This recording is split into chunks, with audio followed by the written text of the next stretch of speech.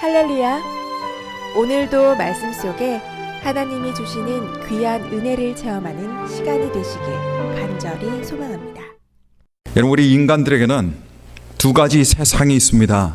하나는 지금 우리가 살아가고 있는 현세이고, 또 다른 하나는 앞으로 올 내세입니다. 성경은 천국과 지옥이라는 내세, 앞으로 올 세계가 있다라고 확실하게 증거하고 있습니다. 그리고 그리스도인들은 이런 내세의 관점으로 오늘 우리가 살아가는 이 현세를 바라보면서 살아가는 사람들이 그리스도인들입니다. 저와 여러분들에게 장차 올 내세는 여러분 굉장히 중요한 겁니다. 그 중요성으로 따지면 지금 현재 우리가 살아가고 있는 이 현세보다 비교도 안 되게 훨씬 중요합니다.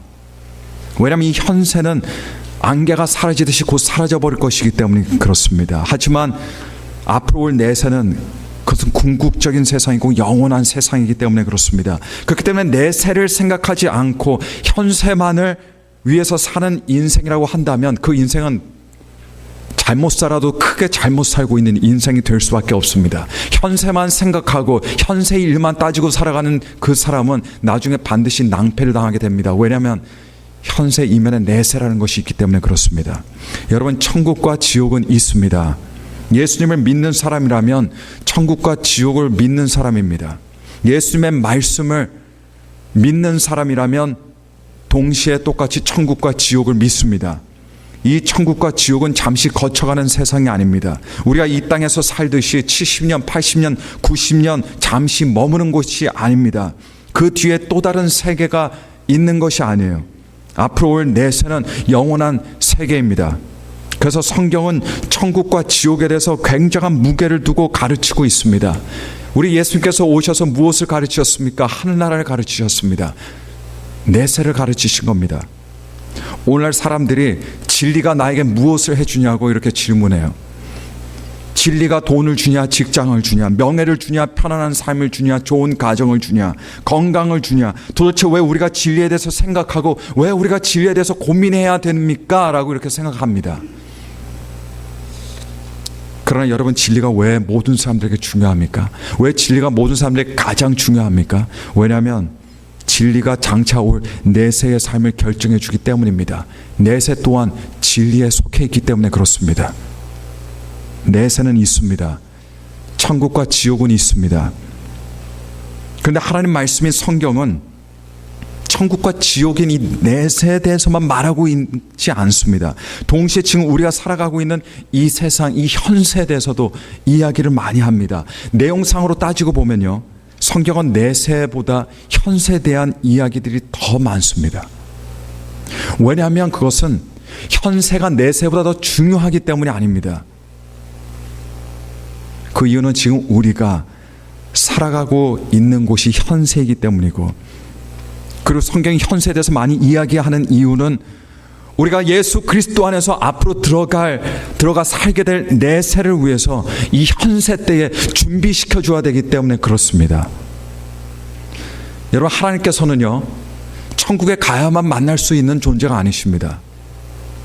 이 세상에 살면서도 이 현세에서도 만날 수 있는 분이 하나님이십니다. 왜냐하면 하나님께서는 내세의 하나님이시지만 동시에 하나님께서는 현세의 하나님이시기 때문에 그렇습니다. 그래서 성경은 뭐라고 말씀합니까? 하나님은 처음과 나중이라고 말씀합니다. 처음과 나중에는 현세도 속해 있고 내세도 속해 있습니다. 그래서 성경은 예수님께서는 알파와 오메가라고 이렇게 말씀하십니다. 그리고 살아있는 자들의 하나님이시고 죽어서 부활한 자들의 하나님이시라고 이렇게 가르치고 있습니다. 성경에 나오는 인물들은 나중에 죽음 이후에 하나님을 만난 사람들이 아닙니다, 여러분. 이 땅을 살아가면서 하나님을 만났던 사람들입니다. 에녹이라는 사람은 하나님과 동행하며 살았습니다. 그런데 어디에서 하나님과 동행했냐면 천국이 아닙니다. 물론 지금 천국에서 하나님과 동행하며 살고 있겠지만 에녹은 현세에서 하나님과 동행하며 살았습니다. 에녹에게 있어서 그가 중요하게 깨닫고 그리고 가장 중요하게 즐기고 누렸던 것이 무엇이었냐면 하나님께서는 천국에 가야만 동행할 수 있는 분이 아니시라 지금 현재 인생 여정길에서도 함께 걸어가 주시는 하나님이라는 것, 함께 동행해 주시는 하나님이시라는 이 사실을 깨닫고 즐기고 그를 누렸던 사람이었습니다. 이 사실이 그에게 얼마나 큰 기쁨이요 즐거움이 되었든지 그는 일평생을 하나님과 동행하며 살았습니다. 오늘 본문 말씀은 넷에 관한 말씀은 아닙니다. 오늘 본문 말씀이 이 세상에서 살아가는 현재 우리 삶, 이 현세에 살고 있는 우리에게 주어진 말씀입니다. 하지만 이 말씀도 앞으로 올 내세를 우리가 맞이할 수 있도록 현세에 대한 일들, 중요한 진리를 깨우쳐 주는 영적인 진리를 가지고 있습니다. 그래서 우리가 오늘은 이 본문 말씀을 보고 우리가 내세를 기다리는 사람들로서 천국에 들어갈 성도로서 오늘 현세에서 배워야 할 것들을 배우는 그런 시간을 갖도록 하겠습니다. 우리가 방금 읽은 본문의 이야기를 요약하자면 이렇습니다. 한 포도원의 주인이 포도원을 잘 만들어 놨습니다. 근데 타국으로 가야 할 일이 있어서 타국에 가요. 하지만 잘 만들어 놓은 포도원을 그냥 두고 갈 수는 없습니다. 그래서 농부들을 부르다가 농부들에게 세를 주고 그리고 떠났습니다. 때가 되어서 소작농들에게 받아야 할 세를 받기 위해서 종들을 여러 번 보냈는데 이 소작인들이 포도원을 소유하고자 하는 욕심과 탐욕 때문에 그 포도원을 자기들 것으로 삼아버리고 말았습니다. 그래서 주인이 보낸 종들을 구타하고 때리고 심지어 죽이기까지 했습니다. 그렇게 해서라도 포도원을 자기 것들로 만들려고 했기 때문에 그렇습니다. 나중에 이 주인은 그렇다면 내 아들을 보내야겠다라는 결심을 합니다. 그리고 아들을 보냈습니다. 그런데 이 아들까지도 그들은 서슴없이 살해해버리고 말았습니다. 이에 주인이 진노를 해서 다시 돌아와 그 포도원을 가로챈 농부들을 진멸했다라는 이런 비극적인 이야기가 우리가 읽은 본문의 이야기입니다. 이 이야기는 단순한 어처구니 없는 어떤 비극적인 이야기가 아닙니다, 여러분. 이것은 스캔들입니다. 그리고 이것은요, 악랄한 범죄 이야기입니다. 범죄 이야기를 우리는 읽은 겁니다. 이 포도원 이야기의 배경을 한번 잠깐 살펴본다면요, 이 포도원은 사실 유대인들에게, 이 포도원 이야기는 유대인들에게 생소한 이야기가 아닙니다. 왜냐하면 이 이야기와 아주 비슷한 이야기를 유대인들이 이미 너무나도 잘 알고 있었기 때문에 그렇습니다. 우리 예수님께서는 유대인들이 잘 알고 있는 기존에 있던 한 이야기를 가지고 그 이야기를 사용하셔서 잠깐 내용을 살짝 바꾸셔서 다른 버전으로 말씀하신 것이 바로 오늘 우리가 읽은 포도원의 비유 이야기입니다. 그래서 본래 오리지널한 이야기가 있어요. 그 이야기가 어디냐면 바로 이사야서 5장에 기록되어 있습니다. 이사야서 5장에도 포도원의 이야기가 나오는데 이사야서 5장의 포도원 이야기가 어떤 내용이냐면 이사야 선지자가 이스라엘 사람들을 빗대서 하는 이야기입니다. 그 이야기를 보니까 하나님께서는 좋은 열매를 얻기 위해서 아주 기름진 땅에 포도원을 만드시게 되셨습니다. 그리고 거기에 그냥 포도나무도 아닙니다. 극상품의 포도나무를 심으셨습니다. 기름진 땅에다가 극상품 포도나무의 만남은 여러분 무엇을 의미하는 거겠습니까? 그것은 극상품의 열매입니다. 그래서 하나님께서는 그 나무가 좋은 극상품의 열매 맺기만을 기다리셨습니다. 드디어 시간이 흐르고 포도나무가 열매를 맺는 때가 되었습니다. 근데 바로 그때 포도들을 보니까 하나님께서 가만히 포도를 보니까 하나님의 기대와는 전혀 달리 극상품의 포도나무에서 극상품의 포도 열매가 맺힌 것이 아니라 아주 거친 맛이 나는 도저히 먹을 수 없는 들포도를 맺게 된 것을 하나님께서는 보신 겁니다. 여기서 농사 지어보신 분이 계시는지는 잘 모르겠습니다. 하지만 농사를 지은 분들의 마음을 대충은 우리가 이해할 수 있지 않을까 싶습니다. 한 해 동안 열심히 농사를 지었는데 농사가 망쳤다라고 할 때 여러분 그 농부의 기분은 어떻겠습니까? 이루 말로 다 헤아릴 수가 없습니다. 하나님께서는 포도나무가 최고의 극상품 포도가 아니라 형편없는 들포도가 맺힌 것을 보시고 이 농부의 마음으로 깊이 탄식을 하셨습니다. 그리고 마침내 정성으로 만드시고 가꾸신 그 포도원 울타리와 담을 하나님께서 어떻게 하셨습니까? 허물어 버리셨어요. 그리고 포도들을 짐승들이 먹고 짐승들이 짓밟을 수 있도록 한 내용이 이사야 5장에 나오는 이야기입니다. 이 이사야 5장에 나오는 비유에서 기름진 땅 위의 포도원은 무엇을 의미하냐면 젖과 꿀이 흐르는 땅, 이스라엘 나라를 상징하고 있습니다. 그 위에 세워진 이스라엘 상징하고 있어요. 그리고 포도나무는 이스라엘 백성을 상징하고 있습니다. 근데 하나님께서는 이스라엘 백성들이 땅만 차지하고 있는 그냥 그 자리에서 생존만 하는 존재들이 아니라 하나님께서는 본래 이스라엘 사람들을 가나안 땅으로 부르셨을 때 열매 맺는, 번성하고 번영하는 그런 민족이 되도록 하셨습니다. 왜냐하면 모든 조건과 환경이 극상품의 포도를 맺을 수 있는 그런 조건과 환경이었기 때문에 그렇습니다. 어떤 사람들은 조건과 환경을 탓을 하면서 평생을 보내는 사람들은 많습니다. 그런데 한 가지 우리가 알아야 할 사실은요, 우리의 조건과 우리의 환경은 극상품의 열매를 맺을 수 있는, 최고의 열매를 맺을 수 있는 그런 조건과 환경입니다. 우리가 극상품의 최고의 열매를 맺을 수 있는 충분하고 넉넉한 하나님의 은혜가 있기 때문에 그렇습니다. 예수 그리스도의 십자가 보혈이 있기 때문에 그렇습니다. 이거 외에 더 필요한 것이 무엇입니까? 아무것도 없어요. 그것이 우리의 조건이요, 이것이 우리의 환경입니다. 이런 조건과 환경에서 극상품의 열매를 맺지 못하면 그건 안 되는 거예요. 조건과 환경 탓만 하면서 불평하는 사람은 그냥 땅만 차지하고 있는 쓸모없는 포도나무만 될 뿐입니다.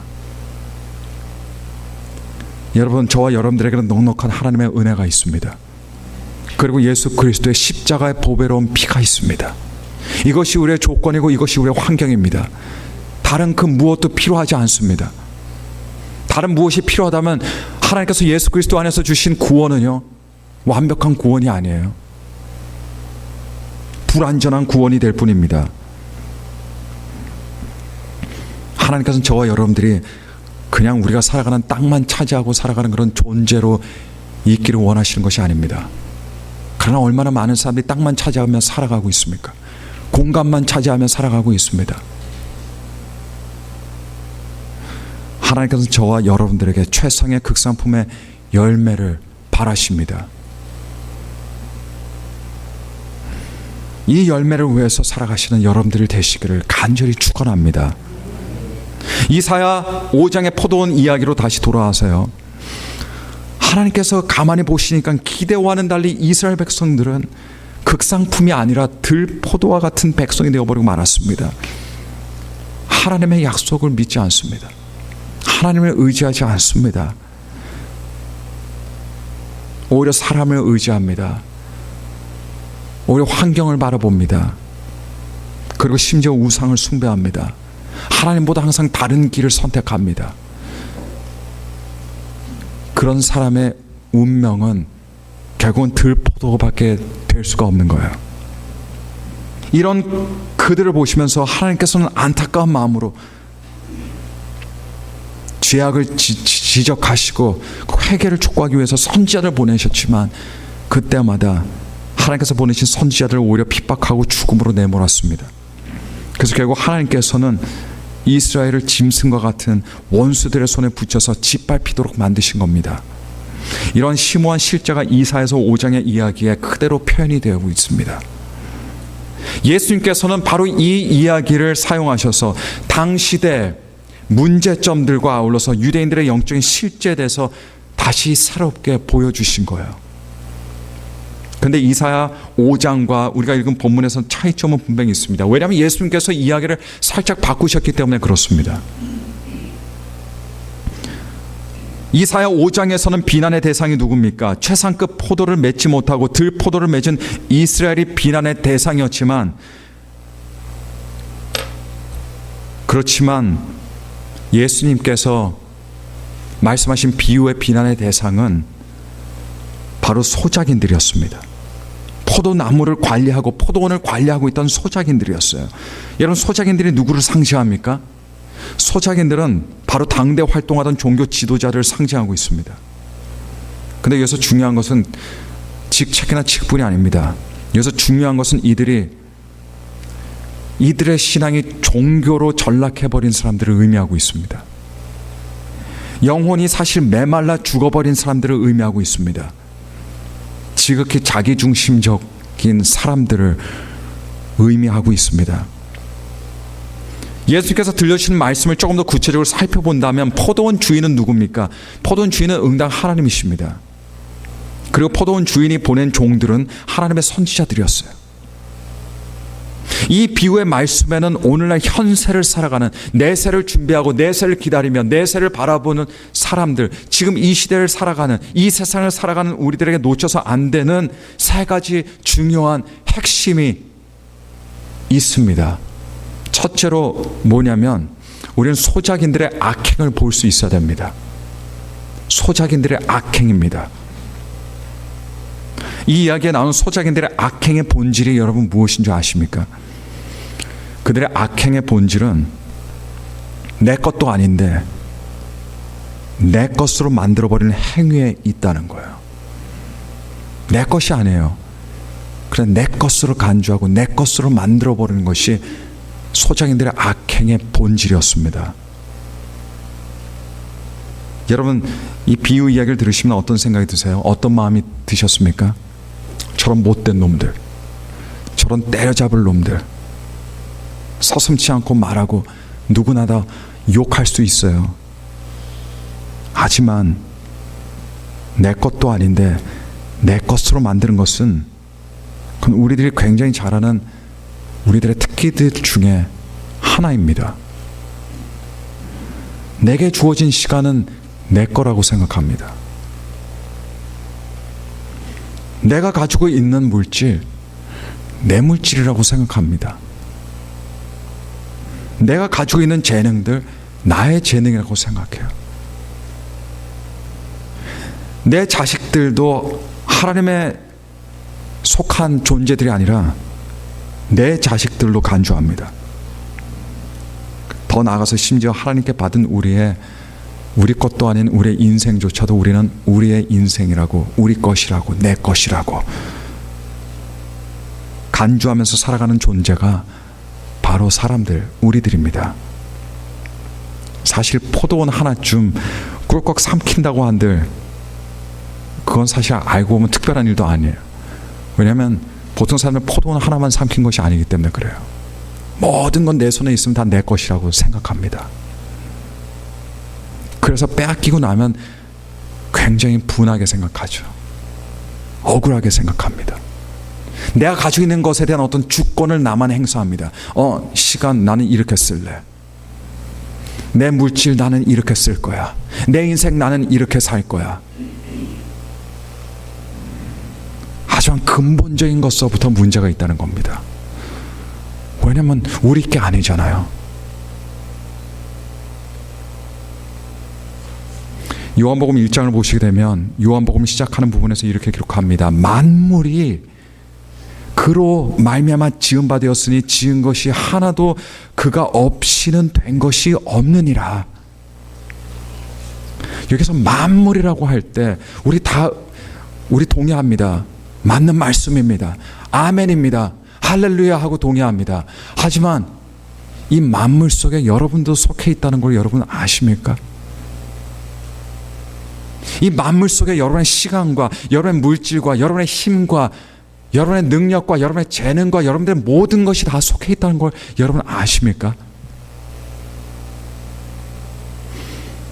만물이 예수님께 말미암아 지은 바 되었다는 말씀은 모든 것의 주인은 예수님이시라는 말씀입니다.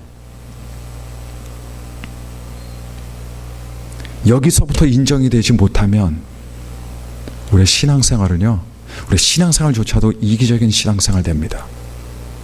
요구하는 신앙생활만 되고 주장하는 신앙생활만 됩니다. 근데 요한복음의 그 말씀 바로 뒤 몇 절이에요. 한참 떨어진 것도 아닙니다. 바로 몇 절 뒤입니다. 1장 11절 말씀, 11절 말씀 보니까 이렇습니다. 자기 땅에 오매 자기 백성이 영접치 아니하였다. 여기서 여러분, 땅이란 말이 나오고 백성이라는 말이 나옵니다. 하지만 여기서 강조하고 있는 것은 무엇이냐라고 했을 때 자기라는 말입니다. 자기 땅, 자기 백성. 예수님께서 땅에 오셨고 백성들에게 오셨는데 어떤 땅이고 어떤 백성이냐라고 했을 때 자기 땅입니다. 자기 백성입니다. 예수님의 소유권, 하나님의 주권이 강조되고 있는 구절이에요. 모든 것이 예수님께 속했거늘, 그런데 사람들은 예수님 땅에 오신 것이 아니라 자기 땅에 온 것처럼, 예수님의 백성이 아니라 자기 백성에게 오신 것처럼 이렇게 간주해버린 겁니다. 예수님을 주인으로 모시지 않았습니다.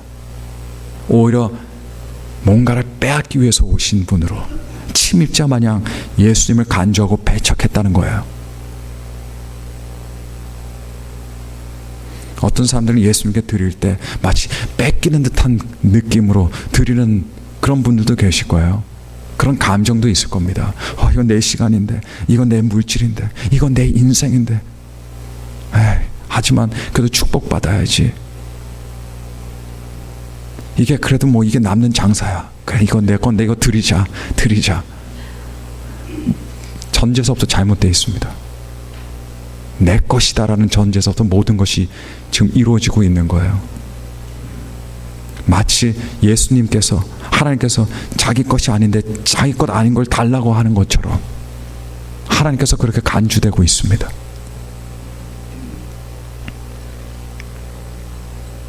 수년 전에 반지의 제왕이라는 영화가 크게 흥행했습니다. 그 영화가 기독교계에서도 크게 호응을 받았던 그런 영화예요. 당시 그 영화보다 조금 더 일찍 나온 영화가 있었습니다. 해리포터라는 영화입니다. 해리포터는 온갖 어둠의 주술과 마술이 나오는 판타지 영화로요. 뭐 작은 디테일한 것들은 둘째 치더라도 그 영화를 담아내는 세계관 그 자체가 반기독교적입니다. 거기 나오는 모든 이야기들이 기독교를 부인하고 부정하는 그런 영화예요. 근데 사람들이 해리포터 소설과 그 영화의 열광을 할 때 조금 뒤에 반지의 제왕이라는 굉장히 오래전에 쓰여진 소설이 영화로 만들어졌는데 3부작 영화로 나왔습니다. 근데 이 영화가 나왔을 때 많은 그리스도인들이 두 팔을 벌리면서 환영했습니다. 우선은 반지의 제왕이라는 소설 쓴 작가 존 R.R. 톨케이라는 사람은 이 사람은 기독교인이었어요. 1900년대 중반에 옥스퍼드 영문학 교수로 있던 사람이었습니다. 근데 이 반지의 제왕을 지은 사람, 이 톨킨을 전도한 사람이 누구냐면 같은 옥스퍼드 대학에서 가르치던 동료 교수이자 20세기에 가장 유명한 기독교 사상가라고 불리는 C.S. 루이스라는 사람입니다. C.S. 루이스라는 사람이 이 사람을 전도했어요. 전도되고 나서 톨킨이라는 사람이 반지의 제왕 소설을 썼습니다. 반지의 제왕을 저술할 때도 이 톨킨은 C.S. 루이스의 조언을 많이 받았다고 합니다. 물론 반지의 제왕도요, 판타지 소설이기 때문에 인간의 상상의 세계에서나 나타나는 그런 존재들이 막 등장해요. 그런 비현실적인 인물들을 그려내고 있지만, 하지만 이 소설은 기독교 세계관을 반영하고 있습니다. 근데 그 영화에 보시면요, 골룸이라고 하는 약하면서도 악한 존재가 나와요. 골룸. 아마 웃으실 분들은 이 존재가 누군지 아시기 때문에 웃으실 겁니다. 이 골룸이 권력을 가져다 주는 반지에 대한 집착을 갖고 있었습니다. 욕망을 갖고 있었어요. 사실 그 반지를 보면 누구나가 집착하고 누구나가 욕망을 갖게 됩니다. 이전에는 평화스럽고 착하고 선하게 인생을 즐기면서 살다가 아름다웠던 사람이었습니다. 그런데 이 반지에 대한 욕망이 생기는 순간부터 골룸이라는 존재가 괴물로 변해버리고 말아요. 그때부터 저주스러운 인생을 살아가기 시작합니다. 굉장히 원래는 선한 외모, 평범한 외모를 가지고 있었지만 반지의 욕망에 사로잡히면서 그 외모가 흉측한 괴물로 되어버리고 말았어요. 골룸의 외모가 왜 이렇게 끔찍하고 흉측하냐? 왜냐면 작가는요, 내면의 세계를 외적으로 시각화했기 때문에 그렇습니다. 근데 사람들이 반지의 제왕이라는 이 화제작을 보고 기억에 남는 대표적인 대사가 있는데요. 그 대사가 뭐냐면 바로 이 보잘것없는 약하면서도 악한 이 골룸이라는 존재의 대사입니다. 혼자 속삭이는 말이 있어요. 그게 뭐냐? My precious, my precious. 내 소중한 것, 내 소중한 것. 반지를 보면서 계속 그런 이야기를 혼자 되뇌입니다. 골룸에게 있어서 그 반지는 자기 영혼보다도 중요합니다. 그 반지는 자기 생명보다도 중요합니다. 그래서 늘 그렇게 말하고 다녀요.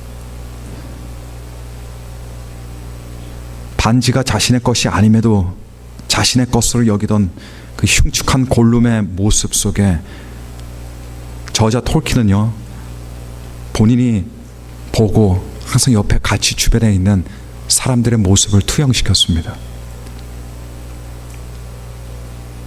포도원 소작인들은 어떤 사람들입니까? 골룸들이에요. 이들의 모든 잘못의 출발점은 어디 있습니까? 자기 것이 아닌데 my precious, my precious라고 하면서 자기 것으로 여겨버리고 간주해버렸다는 거에 있습니다. 거기서 모든 잘못된 것이 시작이 됩니다. 그리고 그렇게 시간이 지나면서 그들은 괴물들이 되어버리고 말았어요. 여기서 우리가 한 가지 염두에 두어야 할 것이 있습니다. 영화 속의 골룸과 마찬가지로 포도원 소작인들은요, 처음부터 흉측한 괴물들이 아니었다는 겁니다. 포도원 주인이 괴물들을 데려다가 괴물들에게 포도원을 맡겼겠습니까, 여러분? 포도원 주인이 어디에도 받아들여주지 않는 전과범들만을 뽑아서 그들을 부르다가 포도원을 맡긴 것이 아니에요. 그들 처음에는 일벌이가 필요했던, 선량했던 사람들이었습니다. 하지만 탐욕과 욕심이 그들로 하여금 스스로 괴물이 되게끔 만든 겁니다. 사람의 모습은 다 아름답고 다 예쁩니다. 하지만 사람들 가운데서도 이런 괴물로 살아가는 사람들은 많습니다. 그 괴물들의 공통점이 있습니다. 항상 집착하는 것이 있어요. 집착하는 것이 있으면 사람의 존재는 괴물로 변해버리고 맙니다. 여러분들 삶에 혹시 이 골룸의 반지가 있지 않습니까?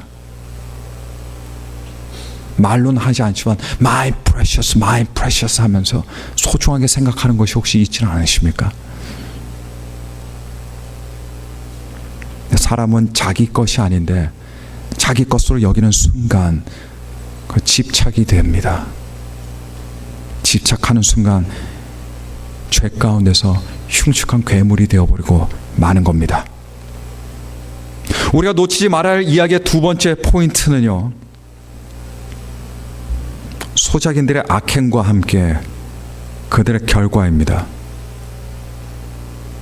비유 이야기는 상세하게 소작인들의 행위에 대해서 잘 묘사하고 있는데 똑같이 동일하게 그들 최후 결과 또한 분명하게 착오 없이 밝히고 있습니다.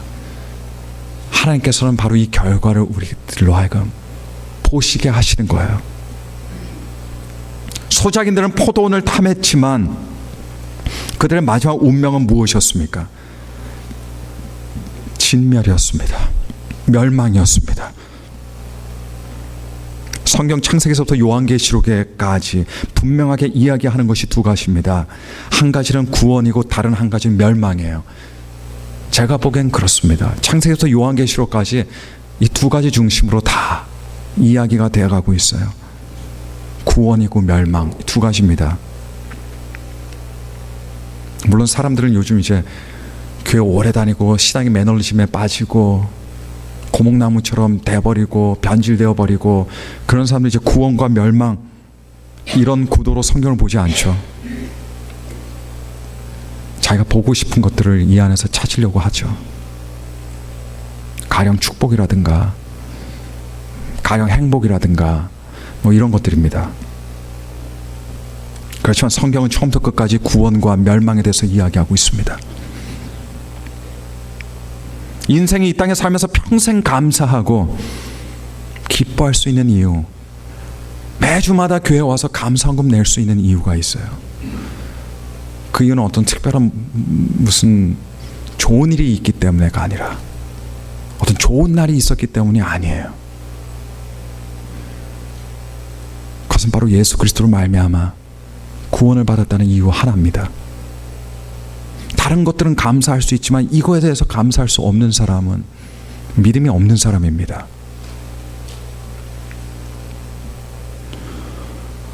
반면에 평생 후회하며 평생 이를 갈며 살만한 인생 최고의 비극은 무엇이냐? 그것은 멸망입니다. 다른 것 때문에 사람들이 막 분노하고 화를 내고 그렇게 하는데 진짜 사람들이 후회하고 분해하고 억울해하고 슬퍼할 일은 그건 멸망입니다. 멸망이에요. 이 땅에서 살아가는 모든 인간에게 있어서 그 사람이 어떻든 간에 성경은 모든 사람들에게는 구원의 길이 있다라고 말씀합니다. 동시에 반면에 멸망의 길이 있다라고도 분명히 강조하고 있습니다. 군대에 들어가서 훈련병일 때 일입니다. 모든 훈련병들에게는요 관물대라는 것이 있었습니다. 자기의 옷을 이렇게 차곡차곡 개어서 올려놓는 관물대입니다. 근데 그 관물대 이렇게 뭐 커버나 문 이런 건 없어요. 그냥 뻥 뚫려 있습니다. 거기다가 옷을 놓고 세면도구도 놓고, 근데 옷을 놔도 어떻게 놔야 되냐면 옷에 각이 딱 나올 수 있을 정도로 각이 그렇게 잘 정리를 해야 됩니다. 그래서 훈련병들이 바깥에서 훈련을 받는 일과 시간에 교관 한두 사람이 이렇게 쭉 이렇게 돕니다. 네모반을 돌아요. 그리고 관물대를 평가를 합니다. 관물대 정면에서 보이는 부분은 어떤 일이 있어도 옷들이 각이 있어야 돼요. 접혀진 것이 이렇게 동그랗게 이렇게 돼 있으면 안 됩니다. 각으로 딱 해서 이렇게 자기 옷이 놓여져 있어야 됩니다. 하지만 이 교관들이 보는 것은 그 뒤에는 전혀 보질 않아요. 전혀 신경 쓰지 않습니다. 거기에 쓰레기가 있든 그 뒤는 뭐 어떻게 돼 있든 아무 신경 안 씁니다. 이분들이 그렇게 얘기해요. 그 앞에 보이는 부분만 각을 잡아 놓으라. 뒤는 어떻게 되든 상관없습니다. 네. 우리가 보이는 부분만 그렇게 신경 쓴다는 거죠. 군대에서는.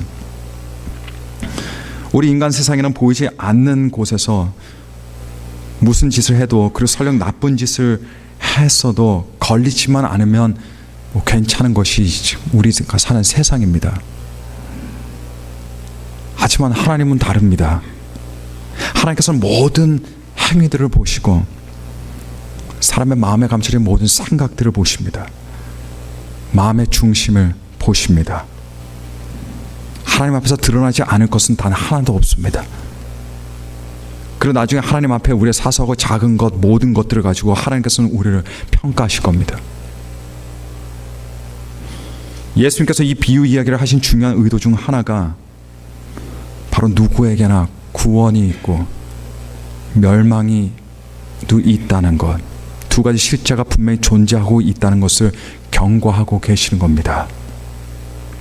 세 번째 비유 이야기의 포인트입니다. 세 번째가 가장 중요한 포인트예요. 가장 중심적인 포인트입니다. 마지막 포인트는, 핵심은 포도원 소작인들이 죽인 아들에 관한 이야기예요. 결국 이 이야기는요, 포도원에 대한 이야기지만 포도원을 위한 이야기는 아닙니다. 아들을 위한 이야기입니다. 아들을 위해서 포도원이라는 배경이 설정이 된 겁니다. 예수님의 죽음 이후에 사람들은 일이 끝났다라고 생각했겠지만 그러나 그것이 결코 끝이 아니었습니다. 거기 우리 본문 10절 말씀을 보시면요, 건축자들의 버린 돌이 모퉁이의 머릿돌이 되었나니라고 기록하고 있습니다. 버려진 돌이 사실은 가장 중요한 돌이었다는 거예요. 그리고 가장 중요한 돌이다라는 겁니다. 바로 구원의 열쇠가 되시는 예수 그리스도에 대해서 말씀하시는 이야기입니다. 오늘날 포스트 모더니즘 시대에 종교다원주의가 판을 치고 있습니다. 모든 종교에 진리가 있다, 구원이 있다라는 이런 배너 아래서 심지어 종교 통합운동까지 벌어지고 있는 이때입니다. 하지만 어떤 건물이든 간에 머릿돌은 하나밖에 없습니다, 여러분. 모든 돌들이 머릿돌이 될 수가 없어요. 모든 사람들 다 훌륭하고 좋습니다. 하지만 내 부모가 될 수는 없어요.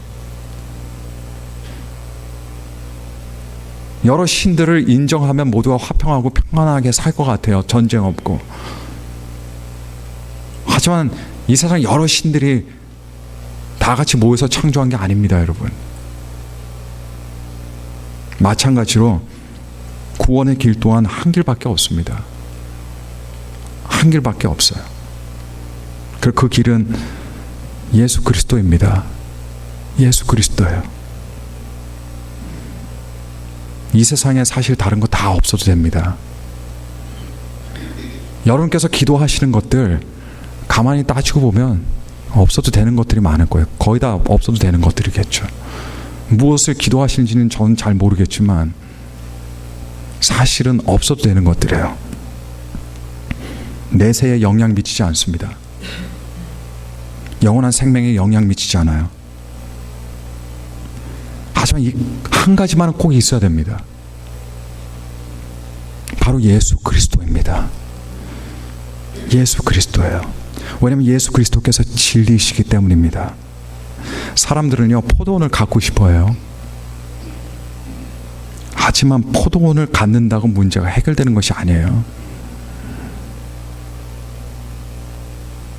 그 사람들은 포도원을 위해서 기도할 겁니다. 그 차이라고 생각해요, 저는. 소작인들은 포도원을 자기들 힘으로 이렇게 강탈했습니다. 그러나 점잖은 많은 사람들은 저건 나쁜 짓이야, 나쁜 거야 라고 하면서 기도하면서 하나님 저 포도원 제 거가 되게 해주세요. 사실 별 차이는 없습니다, 여러분. 힘으로 강탈하든. 근데 소작인들이 놓친 중요한 게 있습니다.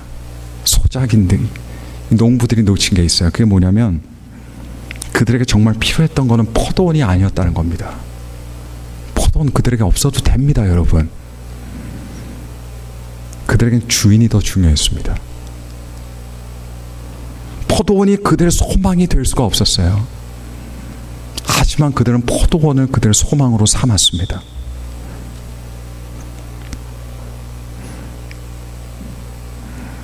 우리들의 소망은 예수 그리스도입니다. 예수 그리스도를 위해서라면 모든 것을 다 잃어도 상관없습니다. 잃어도 잃은 것이 아니에요. 포도원이 소작인들의 내세를 결정해 주는 것이 아닙니다, 여러분. 하나님이, 예수 그리스도만이 우리의 내세를 결정해 주십니다. 예수님이 구원의 열쇠가 되시는 거예요. 그래서 교회를 다녀도 포도원을 얻기 위해서 다니는 이런 신앙이 되지 마시고요. 예수 그리스도를 얻기 위해서 다니시는, 갖고 계시는 그런 신앙이 되시기를 바랍니다. 이런 관점에서 보면 많은 것들을 다시 볼 수 있습니다. 회개라는 것은 이전에 내가 생각했던 모든 것들을 다시 생각하는 것이 회개입니다, 여러분. 다 틀렸다라고 인정하는 것이 회개예요. 이전에 생각하던 모든 것들 그대로 가지고 있으면서 거기다 그냥 믿음만 가지면 되겠지 하는데 이거는 그리스도인의 삶이 아닙니다. 내가 믿고 있던 모든 것들, 이전의 모든 것들, 예수 그리스도를 만나기 전에 내가 믿고 붙잡고 있던 모든 것들 다 버리는 것이 회개입니다. 거기서 돌아서는 것이 회개입니다. 그래서 예수님이 새로운 길이 되어 주실 때 그때 우리는 진짜 그리스도인이 되는 겁니다. 포도원이 중요한 게 아닙니다, 여러분. 일평생 포도원을 얻으려고 쫓아다니지 마시고 예수 그리스도를 얻기 위해서 예수 그리스도를 얻은 기쁨으로 살아가시는 저와 여러분들이 되실 때 우리는 영원한 세계에서도 하나님과 함께 복락을 누리며 살게 되는 복된 인생이 될 줄로 믿습니다. 함께 들은 말씀 생각하시면서 기도하시겠습니다. 기도하실 때 하나님 아버지,